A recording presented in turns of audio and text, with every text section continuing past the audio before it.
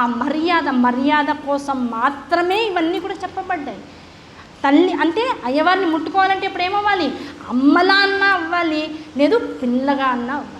ఈ రెండు స్థాయిలోనే నీ భావన లేదు, నీ మానసిక స్థితప్రజ్ఞత అనేటువంటిది అంత స్థాయిలో లేదు, ముట్టుకునే అర్హత నీకు లేదు. నీలో ఇంకా స్త్రీ పురుష పరిజ్ఞాన విభేదాలు ఇంకా ఉన్నాయి. అవన్నీ నీలో ఉన్నంత వరకు, అవన్నీ నీలో బయటికి దర్శనం జగత్తుకి అయ్యేంత వరకు శివలింగాన్ని అందరూ ముట్టుకోవడానికి అవకాశం లేదు. ఎందుకు? ఆయన ఎవరు? మహాపతివ్రత అయినటువంటి ఆవిడ భర్త. ఆవిడ పర్మిషన్ లేకపోతే ఆయన దాకా వెళ్ళడానికి అవకాశం లేదు, ఆయన మీద ఏమీ వేయడానికి అవకాశం లేదు. మరి ఎవరి ద్వారా వేయాలి? అమ్మ ద్వారా, నా ద్వారా. నా దగ్గరికి రా, ఆయనకి ఏమి ఇవ్వదలుచుకున్నావో నాకు ఇవ్వు, నేను ఇస్తా ఆయనకి. నేను ఇస్తేమి నువ్వే ఇవ్వాలనేటువంటి హఠం చేయడం ఏమి? దానిలో అహంకారం ఉంది, ఇందులో శరణాగతి ఉంది. నీకేది కావాలి అన్నాడు.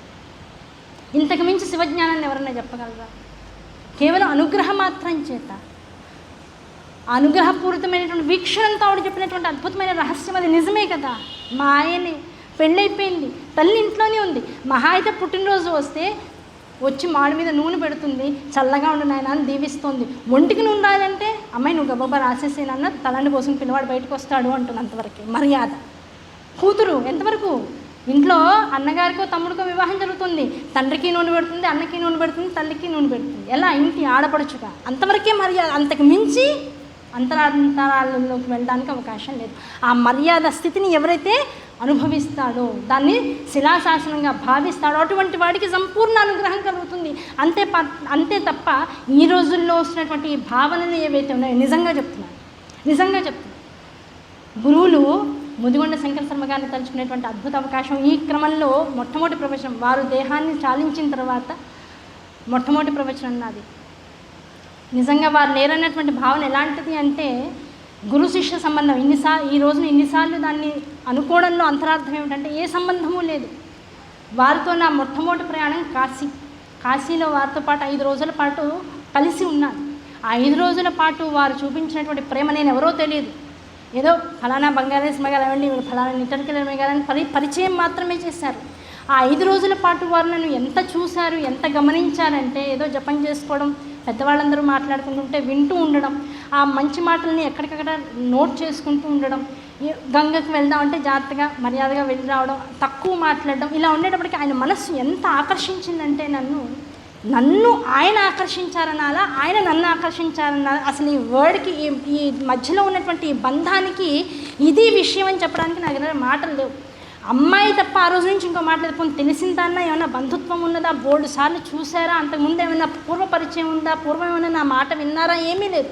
ఆ శ్రద్ధతో కూడుకునేటువంటి ఒక మనిషి ఎదుర్కొండా ఉండేటప్పటికల్లా ఏదో ఇవ్వాలి, ఏదో జ్ఞానం ఆ పిల్లకి ఇవ్వాలి, దానివల్ల ఆ పిల్ల ఉద్ధరింపబడాలి అని ఎన్ని విషయాలు చెప్పారంటే, అమ్మ బహిరంగంగా వీలైనంత వరకు వేదము ఆ తర్వాత ఉపనిషత్తుల్లో ఉన్న విషయాల్ని ఉటంకించకుండా ఉంటే మంచిది. ఎందుకు? ఏదో ఆడవాళ్ళు తక్కువ మగవాళ్ళు ఎక్కువ అని కాదు, వీలైనంత వరకు ఆడది సంపూర్ణ జ్ఞానాన్ని గ్రహించాలి, కానీ బయటికి పడ్డానికి అవకాశం లేదు. మౌనంగా ఉంటూనే జ్ఞానాన్ని లోపల నింపుకోవాలి. ఎలా నింపుకోవాలి అంటే, ఒకటే ఉదాహరణ చెప్తాను. మండన మిశ్రుడు శంకరాచార్యులు వారిద్దరూ కూడా వారి మధ్యలో సంవాదం జరుగుతూ ఉన్నప్పుడు అక్కడ ఉన్నటువంటి వారెవరు? వారిద్దరికీ కూడా పక్కన ఉండి ఇది తప్పు ఇది ఒప్పు అని నిర్ణేతగా, న్యాయ నిర్ణేతగా నిలబడినటువంటి వారు ఉభయ భారతీ స్వరూపం. ఆవిడేమైనా మాట్లాడిందా? ఏం మాట్లాడినా, కేవలం వారిద్దరూ వాదించుకుంటుంటే తప్పుడు వ్యాఖ్యలు రాకుండాను, అనవసరమైన విషయాలు రాకుండాను, ఎవరిలోనూ ఉద్వేగం కలగకుండాను మాత్రమే నుంచుని చెప్పింది. అంటే ఆవిడకి ఎంత పరిపూర్ణ జ్ఞానం లేకపోతే శంకరాచార్యుల వారు మండన మిశ్రుడు వారు ఇద్దరు కూర్చుంటే వాళ్ళిద్దరిని జడ్జి చేయగలిగేటువంటి స్థితి ఆవిడకుంది. ఆవిడకి అన్నీ తెలుసు, కానీ ఆవిడ రూపం ఏమిటి? మౌనం. ఆ మౌనంతో ఏం చేసింది? కంటి సైగతో ఇద్దరిని కూడా జాగ్రత్తగా పర్యవేక్షించింది. ఎంత గొప్పదైనటువంటి విద్య ఆవిడకి లేకపోతే, అంటే స్వయం విద్యాస్వరూపిణి. ఇప్పుడు మనం శృంగేరిలో చూసేటువంటి జగదంబ శారదాంబ యొక్క అద్భుతమైనటువంటి చరస్వరూపము ఉభయ భారతీ స్వరూపం. ఆ స్వరూపాన్ని ఆయన గ్రహించి ఆవిడని అక్కడ నుంచోపెట్టి, అంటే ప్రతి స్త్రీ కూడా ఉభయ భారతీ స్వరూపంలానే ఉండాలి, అన్నీ తెలుసుకోవాలి, అన్నీ గ్రహించాలి. తప్పు జరిగినప్పుడు మాత్రమే సైగతోనూ మాటతోనూ, అది కూడా క్లుప్తంగా మాట్లాడేటువంటి మాటతోనూ ధర్మాన్ని నిలబెట్టగలగాలి. అంతకి మించి ఎక్కువ మాట్లాడినా కూడా స్త్రీ ఏమవుతుంది, అధికమైనటువంటి శక్తి కలిగినటువంటిది. ఆ శక్తి ప్రజ్వలిన కొద్దీ ఏమవుతుంది, అనవసరమైనటువంటి ప్రకృతి విలయం అవుతుంది. ఆ విలయం అయిపోయినప్పటికీ ఏమవుతుంది, అనాచారమైనటువంటి విషయాలు అనేకంగా జగత్తులోకి వచ్చేటువంటి అవకాశాలు ఉంటాయి. ఇంత లోపల ఉంది కనుకనే తక్కువ చేయలేని ఆడవాళ్ళు, అమ్మ మీరు చాలా గొప్పవాళ్ళు, ఉన్నంతలో ఉండండి, మీ వల్ల జగత్తు ఆనందదాయకంగా ఉండాలి తప్ప ఆనందము ఇబ్బందికరంగా మారకూడదు అని వాళ్ళకు ఒక నియంత్రణ రేఖ పెట్టారు. ఆ నియంత్రణ రేఖయే ఒక మర్యాద. ఇందాక మనం శివలింగం విషయంలో చెప్పుకున్నా, ఇప్పుడు వేదము, శాస్త్రము, ఉపనిషత్తులు గురించినటువంటి విషయాలు బయటకు చెప్పుకున్నా. మేము వేదం చదువుకున్నాం, మాకు అన్ని ఉపనిషత్తులు తెలుసు, మేము కూడా అందరితో పాటు మొత్తం నమ్మకం చదువుతాం, చాలామంది వస్తున్నారు. మనం కూడా చూసాను, ఎన్నో కార్యక్రమాలు జరుగుతూ ఉంటాయి. వాళ్ళకి మొత్తం ఏ పురుష సూక్తంలోనో స్త్రీ సూక్తంలోనో వచ్చినటువంటి విషయాలు నోటికి వచ్చినవి తదేకంగా రెగ్యులర్గా వింటూ ఉండవు. రాగానే వాళ్ళతో బ్రహ్మలతో పాటుగా నోరు సరళిస్తూ ఉంటారు, మంత్రాలు చదివేస్తూ ఉంటారు. వాళ్ళకి తెలిసినది ఆగిపోగానే వీళ్ళు కూడా కామైపోతుంటారు. ఇది ఎలాంటిది? పరమేశ్వరుడు సర్వాన్ని చూస్తూ ఉంటాడట. ఇదంతా గురువుగారు చెప్పిన విషయాలు. చెప్పుకోవాలి, వారిని ఒకసారి తలుచుకుంటే ఇప్పుడు మనం చేసుకునేటువంటి ప్రసంగానికి కూడా వారికి నాకు విశేషంగా జరిగింది చర్చ. అందుకనే మళ్ళీ మూర్తి గారికి చెప్పి, అయ్యా శతరుద్రియం తీసేసేయండి, గురువుగారు చెప్పారు, పాఠం అంతా చెప్పుకున్నాను. అమ్మ అప్పుడే శతరుద్రియంలోకి వెళ్ళక ముందు శివపురాణాన్ని అందరికీ ఎలా అర్థమయ్యేలా చెప్పాలో ముందు అది ప్రయత్నించు. అందరిలోకి శివపురాణం వీలైనంత జనాధికంగా కనుక వెళ్ళినట్లయితే శివాంతర్గతంగా శివనామాల్లో ఉన్నటువంటి వేదస్వరూప భావన విశ్లేషణ ఏదైతే ఉందో అది ఆటోమేటిక్గా తెలుస్తూ ఉంటుంది. ముందు విషయాన్ని అందరిలోకి తీసుకువెళ్ళే ప్రయత్నం చేయని ఆ శతరుద్రియం అనేటువంటి మాటను మళ్ళీ మహాశివపురాణంగా మాత్రమే స్వీకరించమనేటువంటి ఒక సూచన కూడా వారు చేశారు. అది చేసిన 3 రోజులకి వారు దేహం చాలించారు. ఆ విషయాన్ని నేను మూర్తిగారితో కూడా పంచుకోవడం జరిగింది.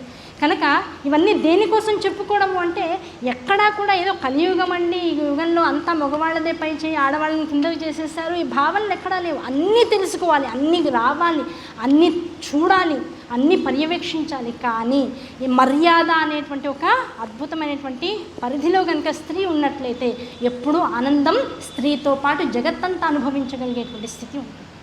ఆ స్థితిని ఎప్పుడూ కూడా అనుభవం 10 మందికి కలిగేలా చేయాలి. ఒక వంట వండింది అందరూ తృప్తిగా తింటే ఆనందం కదా.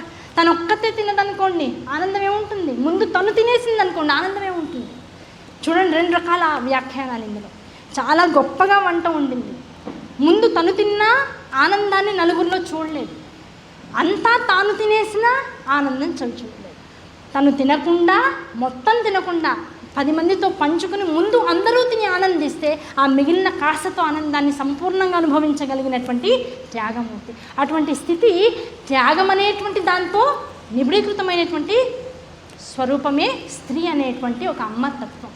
ఆ అమ్మతత్వాన్ని స్వీకరించాలంటే ఎలా ఉండాలి? అయ్యవారి పక్కన అమ్మవారిలా ఉండాలి. ఆవిడ ఎప్పుడు ఎలా ఉంటుంది? ఆయన గ్రహిస్తూ ఉంటుంది, గమనిస్తూ ఉంటుంది. దాంతో ప్రపంచాన్ని ఆయన ఎలా శిలాశాసనం చేశాడో దానికి అనుగుణంగా నడిపిస్తూ ఉంటుంది.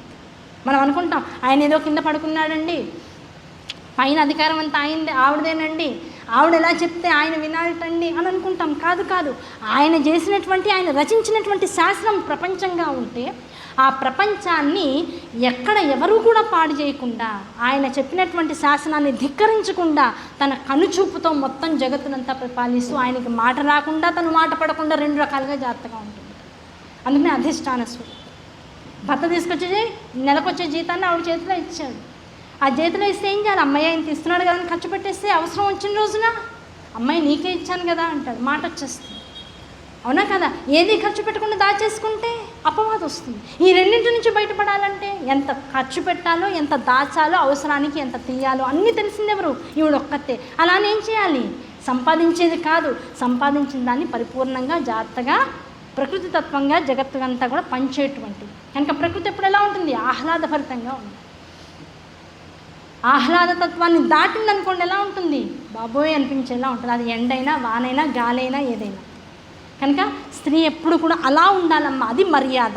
నాకు చెప్పినటువంటి అమ్మలా చెప్పారు ఎవరు? ముదిగొండ శంకర శర్మ గారు. అమ్మ తప్ప ఆడపిల్లకి ఇలాంటి విషయాలు చెప్పేవాళ్ళు ఎవరన్నా ఉంటారా? అనవసరం తల్లి, ఈ విషయాలన్నీ కూడా స్టేజీలకి ఉటంకించడం అనవసరం. తెలుసుకో, జ్ఞానాన్ని విశేషంగా స్వీకరించు. నీకు ఆ శక్తి ఉన్నది, అమ్మవారి అనుగ్రహం ఉన్నది, మా అనుగ్రహం ఉన్నది. చక్క అన్ని చదువు, అన్నీ స్వీకరించు, ఎంత చెప్పాలో ఎంతలో ఆగాలో అది గమనించుకుంటూ ముందుకు వెళ్ళు. అలా వెళ్ళావా ఒక అద్భుతమైనటువంటి స్థితిని పొందుతావు అని అనుగ్రహించారు. తర్వాత ఎంతోమంది శిష్యులు, వారి శిష్యులు ఆ 2022 తర్వాత ఎంతోమంది కనబడ్డారు నాకు. అబ్బో మా గురువుగారు ప్రతి ప్రవచనంలోనూ ప్రతి క్లాస్లోనూ కూడా మిమ్మల్ని తలుచుకోకుండా క్లాస్ ముందుకెళ్ళట్లేదండి, ఎంత గొప్పవారు మీరు, మిమ్మల్ని కలవడం మాకు అదృష్టం అన్నారు. నేను అన్నాను, అయ్యా అంతటి వారి నోట్లోంచి నా నామం నిరంతరం నన్ను తలుస్తున్నారు, అది నా అనుగ్రహం, ఇది ఈ జన్మకి ఇది సాఫల్యత అని ఇప్పుడు ధృవీకరింపబడింది. ఆ ధృవీకరింపబడినటువంటి విషయం అమ్మ అనుగ్రహం అని నేను సంపూర్ణంగా భావిస్తున్నాను. ఆ భావన నా ఎందుకు సుస్థిరపరచడం కోసమే ఈ గురుస్వరూపంగా పరమేశ్వరుడు నాకు వారణాసిలో ముదిగొండ శంకర శర్మ గారిని తటస్థింపజేశారు. అటువంటి మహానుభావులు ఎటువంటి మహానుభావులయ్యా అంటే ఆ జన్మాంతము కూడా నిజంగా ఆ బ్రహ్మవేత్త, బ్రహ్మ జిజ్ఞాసు అనేటువంటి వాటికి తార్కాణంగా నిలిచారు. పోయేటప్పుడు కూడా చిరునవ్వుతో పోయారట, నవ్వుతూ ప్రాణాన్ని వదిలేరట. ఎంతమందికి వస్తుంది అటువంటి దేహత్యాగం చేయగలిగినటువంటి స్థితి ఎంతమందికి వస్తుంది? పైగా అంతకుముందు ఒక 34 గంటల క్రితం దాకా గుంటూరులో సంపత్ నగర్లో ఉన్నటువంటి శంకరమఠంలో భారతీతీర్థ స్వామి వారి ఆదేశం ప్రకారంగా ప్రవచనం చేసుకుని వచ్చారు.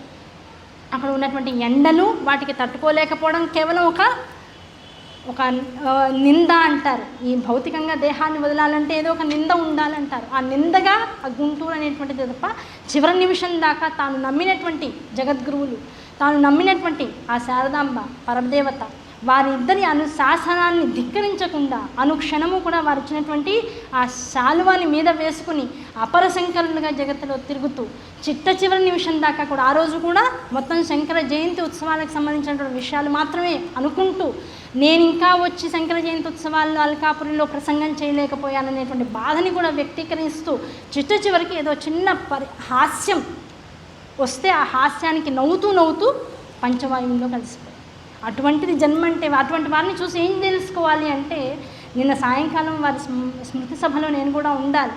నా దురదృష్టం ఏమిటంటే నేను అనుకోకుండా వేరే కార్యక్రమంలో బిజీగా ఉండడం వల్ల నేను రాలేకపోయాను. ఇవాళ ఈ శివపురాణాంతర్గతంగా గురు శిష్య సంబంధాన్ని ఇలా ఉటంకించుకుంటూ నిజంగా వారి అనుగ్రహాన్ని మళ్ళీ చరవణంగా ఎన్నిసార్లు చెప్పుకున్నా కూడా తక్కువే. అటువంటి గురువు లభించడం ఇంత అనతికాలం చాలా చిన్న సమయం మీ ఇద్దరం కలిసి ఉన్నది. ఆ చిన్న సమయంలో కూడా కొన్ని రోజులు మాత్రమే. చివరికి మొన్న జరిగినటువంటి ఇక్కడ వేద సభలు జరిగాయి. ఆ వేద సభల్లో కూడా నేను చివరి రోజు మాత్రమే రాగలిగా. అప్పుడు కూడా నేనున్నది కొన్ని గంటల సమయం. అందులో కిరణ్మయి ఎన్నిసార్లు నోరారా పిలిచారు. అబ్బా జీవితం చరితార్థమైపోయింది చాలనుకున్నా. మా అమ్మ నాకు జన్మనిచ్చినందుకు గాను అటువంటి గురువులతో మరచిపోకుండా పేరుని కూడా అనిపించుకోగలిగేటువంటి అదృష్టం ఈ దేహాన్ని కలిగింది.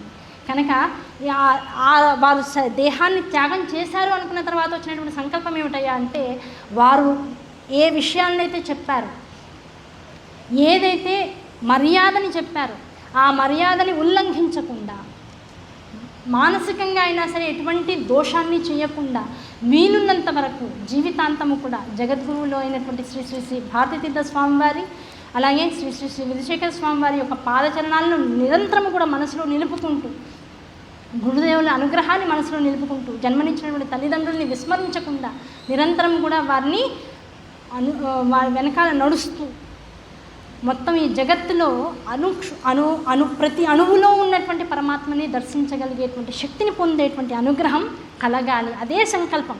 అటువంటి సంకల్పంతో జీవించి చెరయాడినటువంటి వారు ముదిగొండ శంకర శర్మ గారు. ఇప్పటికీ భారతీతీర్థ స్వామిని ఎవరైనా సరే జగత్తులో ఉన్నటువంటి వారు స్పృశించి నమస్కరించుకోవడం తేలికైన విషయం కాదు. అసలు ఎవరికి అనుగ్రహం ఉండదు. ఇప్పటికీ అంటే వారు దేహత్యాగం చేసే ముందు వరకు కూడా భారతీతీర్థ స్వామి వారి యొక్క పాదాలను స్పృశించి నమస్కరించుకోగలిగేటువంటి శక్తి, అంతటి సంకల్ప బలం, అంతటి దృఢమైనటువంటి జీవన విధానం, అంత శాస్త్రోక్తమైనటువంటి ఆశ్ర సంపద కలిగినటువంటి వేద విధులు ముదిగొండ శంకర శర్మ గారు. వారికి ఘన నివాళిని ఈ సభలో ఈ శివ ప్రసంగాన్ని ఆధారం చేసుకుని 2 నిమిషాలు మాట్లాడుకోగలిగేటువంటి అవకాశం నాకు కలిగింది. కనుక అటువంటి గురువులు లభించాలి. అది శివుడి యొక్క అనుగ్రహం. అంటే ఒక గొప్ప గురువు లభించాడు అంటే ఆ విషయం ఏమిటి? ఏ జన్మలోనూ కాస్త పుణ్యం చేశాం. ఆ పుణ్యానికి శివుడు ఈ జన్మలో ఏం చేశాడు? కష్టాలున్నాయి, సుఖాలున్నాయి, ఇందులో రకరకాల మోహాలున్నాయి, లోభాలున్నాయి, పరితపించడాలున్నాయి, రకరకాల ఇబ్బందులు, వ్యాపారాలు కూడా ఉన్నాయి. అన్నింటితో పాటు ఉన్నదేంటి? ఏది అనుభవించాము ఆ అనుభవం ద్వారా వచ్చినటువంటి స్థితప్రజ్ఞత, ఆ స్థితప్రజ్ఞతతో మళ్ళీ తప్పు చేయకుండా ఉండగలిగేటువంటి ఒక అనుభవం. ఆ అనుభవంలోంచి ఏది తప్పు ఏది ఒప్పని ముందు ఎలా పసిగట్టి దాని నుంచి దూరంగా ఉండాలి, దానికి దగ్గరగా వెళ్ళాలనేటువంటి ఒక గురు నిరతి, వీటన్నిటిని కూడా పట్టుకోగలిగితే అది సంపూర్ణ శివానుగ్రహం. శివానుగ్రహం అంటే సీరియల్స్లో చూపించినట్లుగా మొత్తం శివుడు ఇలా జటాజుటంతో ఒక త్రిశూలంతో ఎదురకుండా వచ్చేసేసి మొత్తం పొగమంచంతా పట్టేసేసి నాయన నీకు ఇది అనుగ్రహిస్తున్నాను, లేకపోతే నువ్వు చేసిన తప్పు ఇది చేసింది ఒప్పు అని చెప్పడానికి మనతో ఒక చిన్న డిబేట్ పెట్టుకోవడానికి రాడు నిత్యం కూడా. మరి శివానుగ్రహాన్ని ఎలా అనుభవించాలి అంటే అనునిత్యం నీకు మంచి చెప్పేటువంటి వాడు ఎదురకుండా ఉన్నాడు.